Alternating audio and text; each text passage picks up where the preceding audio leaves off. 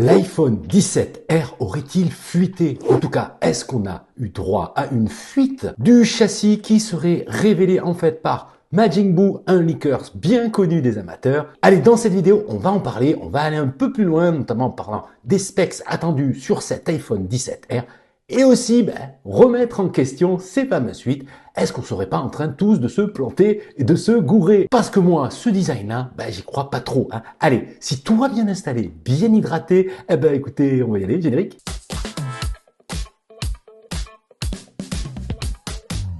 Salut à tous, c'est Giga Content, j'espère que vous allez bien, j'espère que tu vas bien. Si tu es nouveau sur ma chaîne, sois le bienvenu.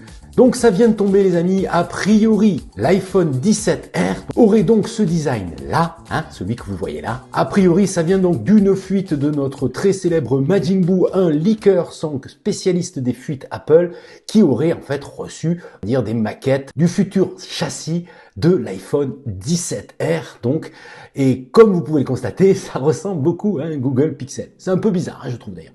Donc est-ce que j'y crois de mon côté? Pas tellement en fait, mais on sait jamais, écoutez, je peux être surpris, mais franchement, pour l'instant, on va dire que cette fuite, cette rumeur, on va dire, reste à confirmer les amis. Mais voilà, je voulais quand même vous en parler et aussi faire le point sur ce futur iPhone 17R qui sortirait en septembre, donc comme tous les autres iPhone 17, qui serait en fait le remplaçant de l'iPhone 17 Plus qui n'existerait pas donc, et qui offrirait en fait un iPhone ultra fin avec aussi beaucoup de concessions, mais ça on va en parler un peu plus tard dans la vidéo. Je vous rappelle que vous pouvez faire comme moi, louer votre iPhone ou votre smartphone d'ailleurs sur Nextmobile, dont je suis partenaire, voilà, donc vous avez un code promo Giga Content toujours en cours. Voilà cette fameuse fuite donc qui vient au compte de Majin Buu, qui aurait en fait reçu, a priori, on va dire un prototype du châssis de l'iPhone 17R.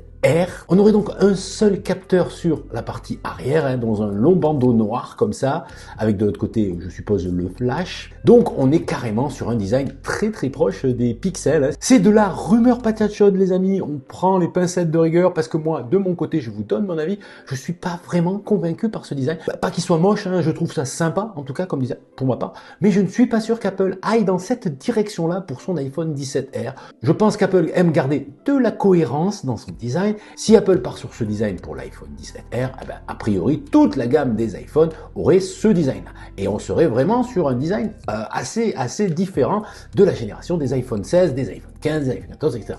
Pourquoi pas? Alors dites-moi d'ailleurs dans les commentaires si ce design vous séduit ou pas, ça m'intéresse en tout cas. Alors cet iPhone 17R, qu'est-ce qu'il aurait de particulier? Il serait donc un tout nouveau modèle de la gamme, donc il y aurait l'iPhone 17 qui sortirait, l'iPhone 17 Pro et l'iPhone 17 Pro Max, comme chaque année, on va dire la déclinaison Pro et Pro Max, et il y aurait donc ce nouveau modèle qui serait le remplaçant de l'iPhone Plus. L'iPhone 17R aurait la caractéristique d'être le plus fin de tous les iPhones. Là vous voyez en image de ce que ça pourrait donner par rapport à un iPhone 16 Pro Max, ou un iPhone 17 Pro Max d'ailleurs, ça serait vraiment beaucoup plus fin, beaucoup plus compact, donc assez séduisant, assez léger du coup, mais forcément il y aurait pas mal de concessions, mais on va en parler tout de suite. L'iPhone 17R, ça serait en fait un écran de 6,6 pouces, un écran OLED, de la même qualité que l'iPhone 17 Pro et 17 Pro Max, a priori, avec, on va dire, une taille intermédiaire entre l'iPhone 17 et l'iPhone 17 Pro Max. Voilà, on serait sur du 6,6 pouces, selon la rumeur encore une fois. Le taux de rafraîchissement annoncé serait de 120 Hz, ce qui serait d'ailleurs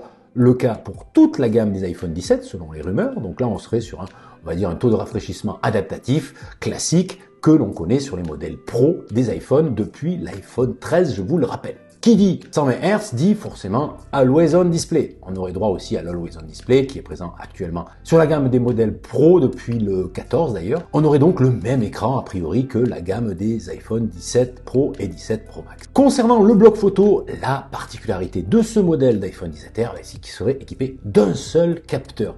Voilà, parce que forcément, qui dit ultra fin dit manque de place. Donc on aurait droit au capteur 48 millions de pixels, un capteur grand angle, le capteur principal de la gamme des iPhone 16, et on aurait droit aussi en façade à un capteur de 24 millions de pixels, là aussi. On aurait en fait un seul capteur, mais le meilleur, qui nous permettrait d'avoir en fait un crop x2, je suppose, hein, dans le capteur, ce qui permettrait en fait d'avoir avec un seul capteur un grand angle, mais aussi, on va dire, un 50 mm, c'est-à-dire un mini zoom en crop factor, c'est-à-dire sans trop perdre de qualité. Et qu'est-ce qu'il y aura à l'intérieur du moteur? Qu'est-ce qu'il y aura sous le capot? On part de la puce tout simplement, la puce A19, la même que sur toute la gamme des iPhone 17, avec peut-être une déclinaison Pro, peut-être pour les iPhone 17 Pro et 17 Pro Max, mais là, a priori, on parle de la puce A19 qui sera évidemment compatible avec Apple Intelligence, qui va pas tarder à arriver en France. Hein.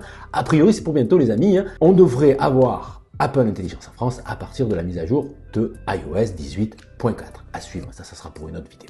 On aurait 8 Go de RAM qui épaulerait tout ça pour faire en fait un iPhone tout à fait puissant, tout à fait capable de faire tourner les modèles d'intelligence artificielle générative made in Apple, mais aussi les autres d'ailleurs. Autre caractéristique de l'iPhone 17R, ça serait l'arrivée d'un modem 5G maison made in Apple. Fini le modem Qualcomm. Apple aurait décidé de lancer son propre modem histoire de baisser les coûts et de nous proposer peut-être aussi une connectivité encore plus rapide, encore plus fiable. On serait compatible Wi-Fi 7. Ça paraît logique hein, pour être à la dernière norme de Wi-Fi, pour offrir aussi là aussi une meilleure connectivité. Au niveau de la finesse, on annonce un châssis épais de 5,5 mm. Ça fait vraiment très fin les amis, ça serait presque un record. Il y aurait une vraie différence avec les autres modèles d'iPhone. Ça serait un peu, si vous voulez, la même logique que les iPad Pro, hein, voilà, qui sont sortis récemment. On aurait donc la disparition aussi du tiroir de SIM, hein, on passerait sur la eSIM directement.